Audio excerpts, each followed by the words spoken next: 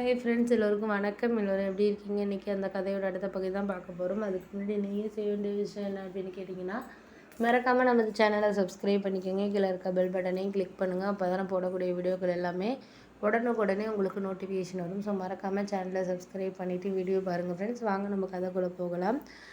நான் அதுக்கப்புறம் அந்த காசில் கொஞ்சம் மிச்சம் பண்ணி ஓரளவு சேர்க்க ஆரம்பித்தேன். ஒரு 5 வருஷத்துலேயே எனக்கு கிட்டத்தட்ட ஒரு 3 லட்சம் 4 லட்சம் கிட்ட வந்துச்சு.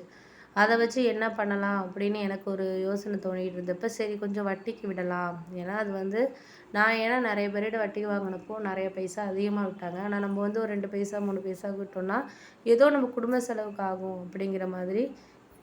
ஏன்னா பணத்தை அப்படியே வச்சுருந்தோன்னா நம்மளால எதுவுமே செய்ய முடியாது. அப்படிங்கிறப்போ நம்ம யார்கிட்டயாவது கொடுத்து ஒரு வட்டி வாங்குகிறோம் அப்படிங்கிறப்போ ஒரு கரெக்டான ஒரு வேலை அவங்க கொடுப்பாங்க அப்படிங்கிற ஒரு நம்பிக்கையோடு நம்ம இது பண்ணுறது அப்படிங்கிற மாதிரி இருந்துச்சு. அதனால் நான் அதை யோசிச்சுட்டு சரி நம்ம கண்டிப்பாக வாங்கி கொடுக்கோம். ஒரு ஒரு விஷயத்த நம்ம செய்கிறதுக்கான இதுங்கிறது நம்மளுக்கு வேணும் அப்படிங்கிற மாதிரி எனக்கு தோண ஆரம்பிச்சிச்சு.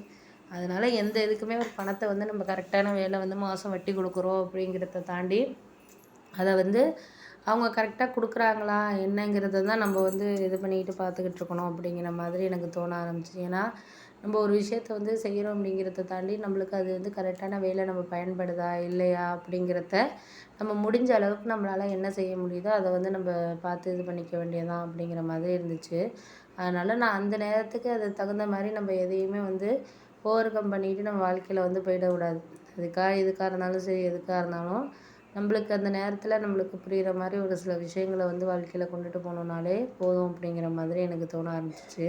அதனால் அதையும் போட்டு நம்ம குழப்பிக்க வேண்டாம். எதாக இருந்தாலும் நம்மளுக்கு முடிஞ்ச வரைக்கும் நம்மளுக்கு சரியான ஒரு இது வேணும் அப்படிங்கிற மாதிரி எனக்கு தோண ஆரம்பித்தோன்னா அதுக்காக தான் நான் முயற்சி பண்ணேன். சரி நம்மளுக்கு இதுக்கான இதுங்கிறது நம்மளுக்கு வேணும். அதை தான் நம்ம எதுக்காக இருந்தாலும் ஒரு முயற்சியோடு நம்ம எடுத்துகிட்டு போனோம்னா நம்மளால் கண்டிப்பாக எதாக இருந்தாலும் செய்ய முடியும் பண்ண முடியும். அப்படிங்கிறதுனால நான் கொஞ்சம் யோசித்து மனசை கொஞ்சம் ஒருநிலைப்படுத்தி நம்ம ஒரு சில விஷயங்களை செய்கிறதுனால எல்லாமே இது பண்ணுறதுக்கான டைமிங்கிறது நம்மளுக்கு வேணும் அப்படிங்கிற மாதிரி இருந்துச்சு.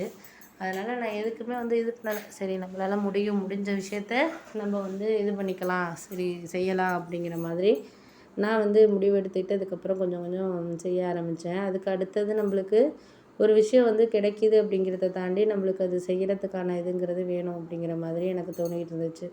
அதுக்கு அடுத்தது நம்மளால் முடிஞ்ச இதை நம்ம என்றைக்குமே ஒரு சில விஷயங்களை கொஞ்சம் யோசித்து பார்த்தோம் அப்படின்னு சொன்னால் நம்மளுக்கு அடுத்தடுத்த கட்டத்துக்கு நம்மளுக்கு அதை கொண்டுட்டு போகிறதுக்கான இதுங்கிறது வேணும் அப்படிங்கிற மாதிரி தான் எனக்கு தோணிகிட்டு இருந்துச்சு. அதனால் அதையும் போட்டு நம்ம எதையும் குழப்பிக்க வேண்டாம். நம்மளுக்கு என்ன தோணுதோ அதை செஞ்சுக்கிட்டு நம்ம வாழ்க்கையில் ஒரு சில இதை நம்ம யோசித்து போனோம்னாலே நம்ம போதும் அப்படிங்கிற மாதிரி எனக்கு தோண ஆரம்பிச்சிச்சு. சரி பார்த்துக்கலாம், எதுக்கு இருந்தாலும் நம்ம அதுக்குன்னு சொல்லிட்டு நம்மளால் முடியாத விஷயங்களும் நம்ம யோசிச்சுக்கிட்டு தேவையில்லாமல் இது பண்ணிகிட்டு இருக்க வேண்டாம். நம்மளுக்கு இதுக்கும் சில விஷயங்கள் கொஞ்சம் குழப்பமாக தான் இருக்கும். அதை நம்ம ஓவர் கம் பண்ணி வாழ்க்கையில் போனோம்னாலே நம்மளுக்கு அதுக்கான இதுங்கிறது பலனுங்கிறது நம்மளுக்கு கண்டிப்பாக இருக்கும் அப்படிங்கிற மாதிரி இருந்துச்சு. அதனால் நான் யாருக்கிட்டேயும் எதுவும் சொல்லலை. நம்மளுக்கு இது சரி அது சரிங்கிறத தாண்டி நம்மளுக்கு அது சரியான விஷயங்கள் நம்மளுக்கு சில நேரங்களில் நம்மளுக்கு புரியாத விஷயங்களாக தான் எனக்கு இருக்கிற மாதிரி எனக்கு தோணிகிட்டு இருந்துச்சு அப்படிங்கிற மாதிரி சொல்லலாம். ஒரு சில விஷயங்கள் எனக்கு புரியுறதுக்கான இதுங்கிறது நம்மளுக்கு வேணாம் அப்படிங்கிற மாதிரி தான் எனக்கு தோணிகிட்டு இருந்துச்சு. அதனால் நான் எதையுமே இந்த நேரம் அந்த நேரம்னு சொல்லிட்டு நம்மளால் யோசிச்சுட்டு இருக்க வேண்டாம். நம்மளுக்கு அதுக்கு அடுத்தது என்ன நடக்குதோ நடக்கட்டும். அது நம்மளுக்கு கிடைக்குதோ கிடைக்கலையோ அது கிடைக்கிற விஷயங்களை நம்ம வாழ்க்கையில் எடுத்துக்கிட்டு போயிட்டு இருக்க வேண்டியதான் அப்படிங்க.